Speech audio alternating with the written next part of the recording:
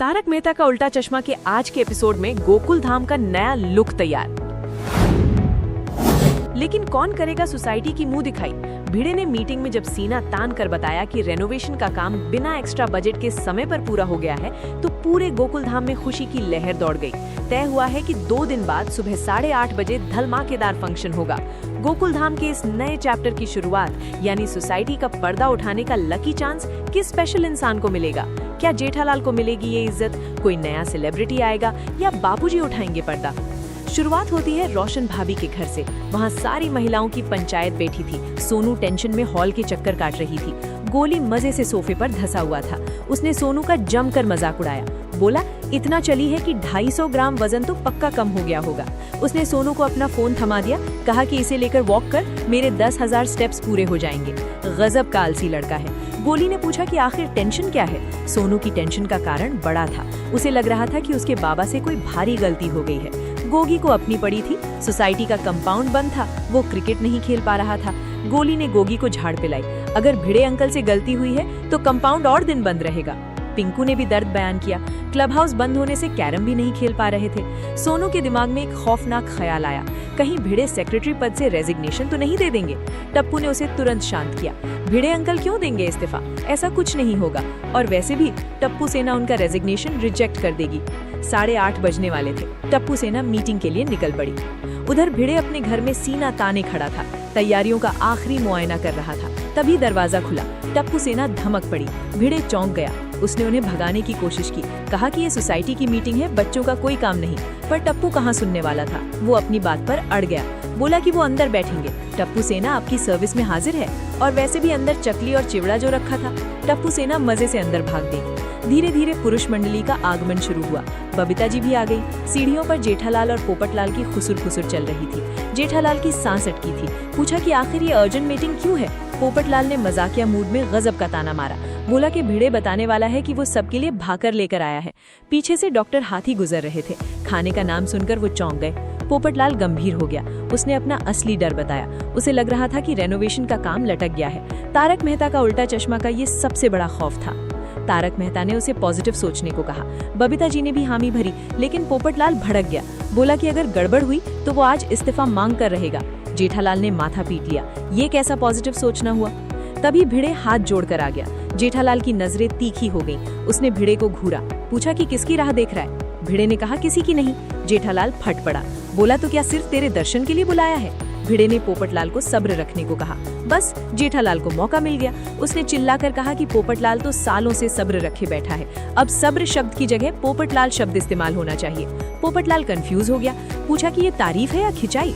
जेठालाल ने मजे लेते हुए कहा कि दुनिया में पोपटलाल जैसा सबरीला इंसान कोई नहीं है। भिड़े ने कड़क आवाज में टोका, और जेठालाल, सबरीला जैसा कोई शब्द नहीं होता। जेठालाल ने तुरंत पलटी मारी। बोला, हाँ, जहरीला होता है। पोपटलाल ने भिड़े को मुद्दे पर आने को कहा। तभी डॉक्टर हाथी अचानक उठ खड़े हुए। उनकी आंखों में जबरदस्त भूख चमक रही थी। उन्होंने बड़ी उत्सुकता से पूछा कि उनके ऑर्डर का क्या हुआ? भिड़े मुस्कुराया। अलमारी से पुणे का चिवड़ा और क्रीम रोल निकालकर दे दिया। हाथी भाई थैंक यू बोलकर खुश हो गए। अब भिड़े सोफे पर खड़ा हुआ। उसने भारी भरकम हिंदी में कहा कि वो सबको कुछ विदित करना चाहता है। अय्यर चकरा गया। पूछा कि हम कहाँ विजिट कर रहे हैं? भिड़े ने सिर पीट लिया। बताया कि विदित मतलब इन्फॉर्म करना।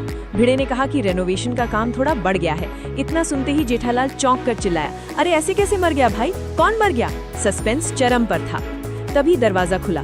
हाथ में लाठी लिए बापूजी अंदर आए। सब उनके सम्मान में खड़े हो गए। जेठालाल ने देखा कि अय्यर ने एक छोटा लैंप गोद में रखा है। उसने चिढ़कर अय्यर को लैंप नीचे रखने को कहा।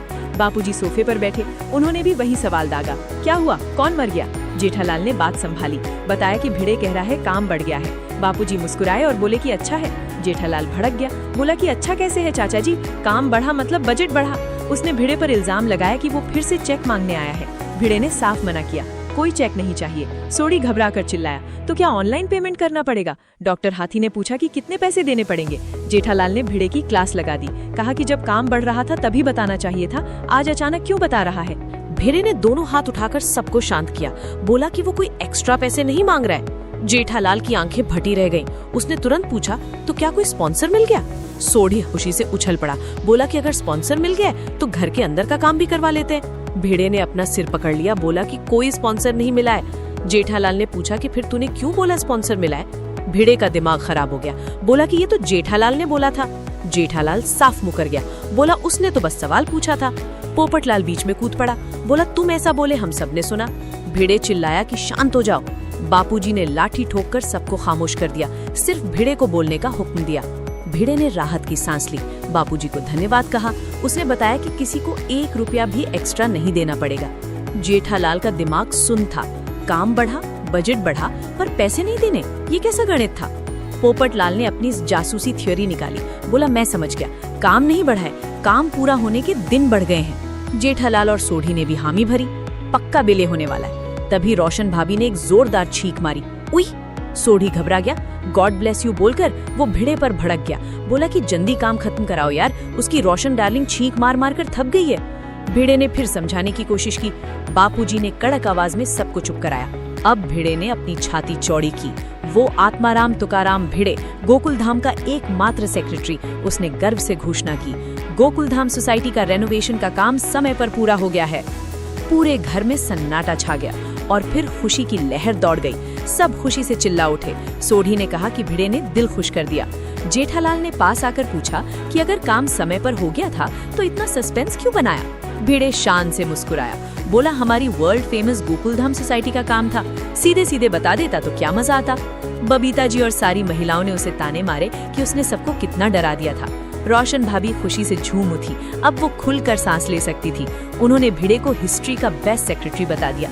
भिड़े खुशी से फूलकर कुप्पा हो गया। तभी पोपटलाल ने अपना छाता हिलाया।